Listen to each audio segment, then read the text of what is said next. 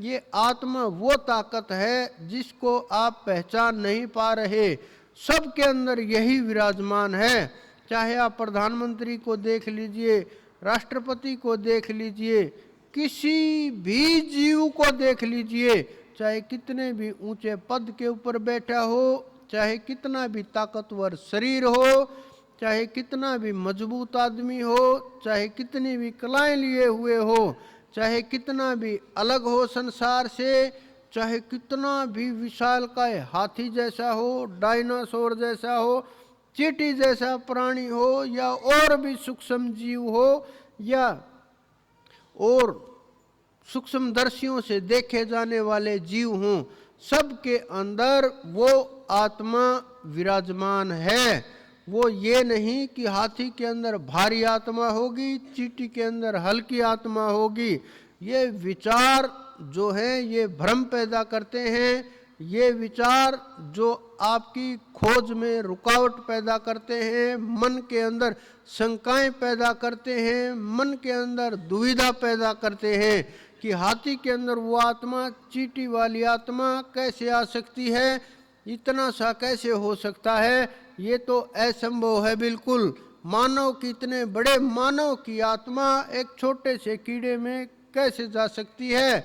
ये जो प्रश्न उत्पन्न होते हैं, इस प्रकार का जो खेल चलता है मन के अंदर, ये भ्रम पैदा करने वाला है। क्योंकि उसने स्वयं कहा है ये आत्मा सब जगह विराजमान होती है, और आत्मा इतनी ताकतवर होती है, इसको न कोई घटा सकता न कोई बढ़ा सकता। जब ये आत्मा शरीर से निकल करके जाती है, प्रधानमंत्री भी मर जाता है, पशु पक्षी भी मर जाते हैं, पेड़ पौधे भी मर जाते हैं, जीव जंतु भी मर जाते हैं, आकाश के तत्व भी मर जाते हैं, समुद्र की वहेल भी मर जाती हैं। इस आत्मा के अंदर इतनी शक्ति होती है कि जब ये शरीर छोड़ता है तो इस शरीर को मिट्टी का ढेर हो जाता है, और 5 तत्व अपने आप बिखर जाते हैं। चाहे जलाओ ना जलाओ, जंगल के अंदर देखो कितने जानवरों की अपने आप क्रियाएं हो जाती हैं, शरीर अपने आप समाप्त हो जाते हैं। कितने भारी भारी शरीर होते हैं। सागर के अंदर देखो कितने बड़े बड़े जीव होते हैं, जब वो आत्मा शरीर को छोड़ करके जाती है, अपने आप ही क्रियाएं हो जाती हैं। ये प्रकृति का खेल है।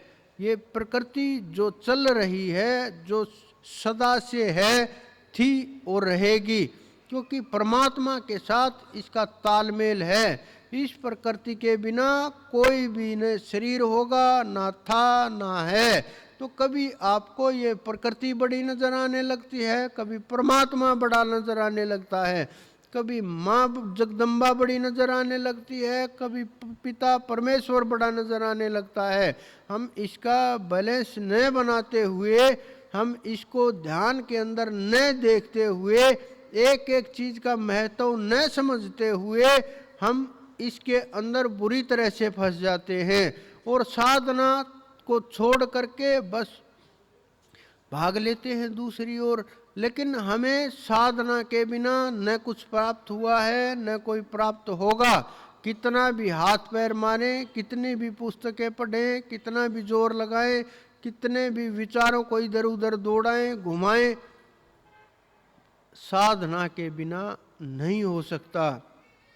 और जब आप साधना बड़ी सावधानी के साथ करोगे, एक एक श्वास को पकड़ करके करोगे, मन को साक्षी बना करके साधना करोगे, मन को देखते हुए साधना करोगे, फिर हिलने को जगह नहीं होगी।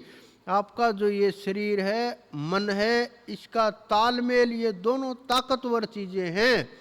क्योंकि इंद्रियां भी ताकतवर हैं, ये इंद्रियां इधर उधर ले जाती हैं जीव को, और इस शरीर को भटकाने लगती हैं।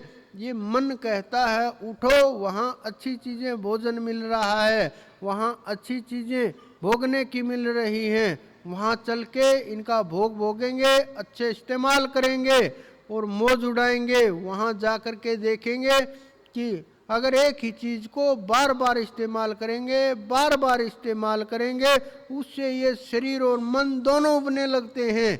पहले वो चीज़ बहुत अच्छी लग रही थी, थोड़े दिनों बाद वो चीज़ बहुत बुरी लगने लगती है। ये मन का खेल है, ये मन के अधीन सब कुछ है, ये मन का चलाए हुए चल रहा है। लेकिन जब हम इन दोनों मजबूत चीज़ों के ऊपर पकड़ करेंगे, मन के ऊपर भी और शरीर के ऊपर भी, जब दोनों का हम ध्यान रखेंगे, दोनों को ध्यान रखते हुए देखेंगे, तो फिर रास्ता खुलने लगेगा, सूरत ऊपर उठने लगेगी, जागने लगेगी और ध्यान लगने लगेगा। जब आप सुमरण करोगे, चढ़ाई शुरू हो जाएगी, एक एक चक्कर को भेदते हुए आगे बढ़ोगे।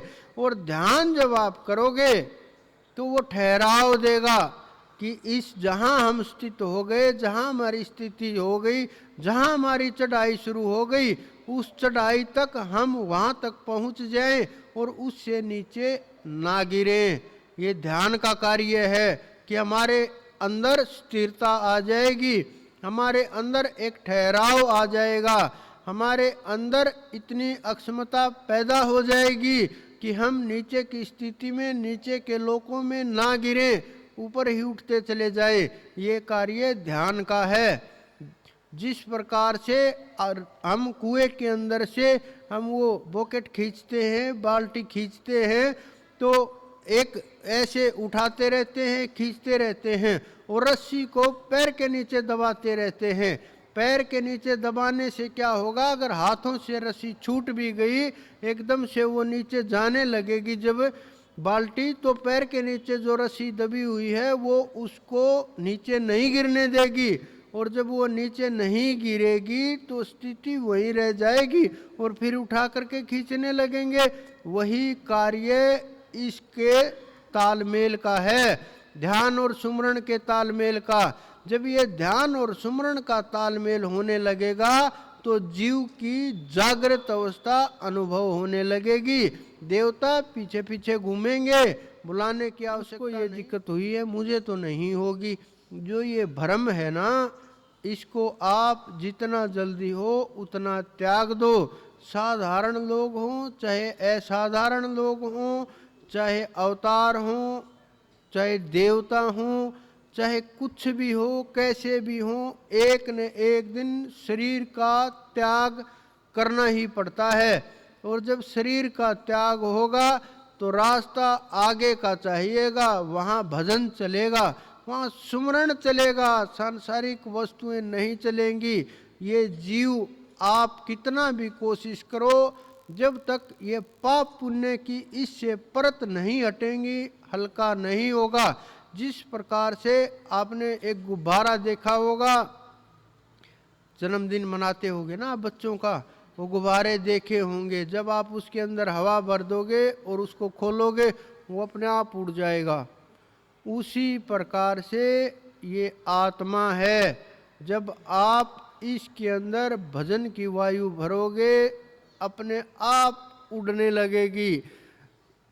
ये परत हटा दी जाएंगी पाप पुण्य की, जागृत होने लगेगी। जितनी जागृत होगी उतना ही वेग तेज होगा, उतनी ही उड़ान तेज होगी।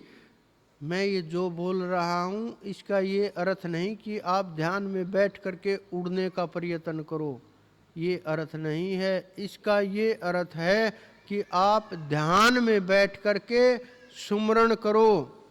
जितनी भी सांसारिक बातें हैं, जितने भी रास्ते में दिखाई देने वाली चीज़ें हैं, जितने भी रास्ते में अनुभव होने वाले हैं, जितने भी रास्ते में स्वप्न दिखाई देते हैं, कोई देवी देवता नज़र आता है, कोई और वस्तुएं नज़र आती हैं, कोई और चीज़ें नज़र आती हैं, कुछ भी कैसा भी हो, आपको वहाँ ठहरना नहीं है।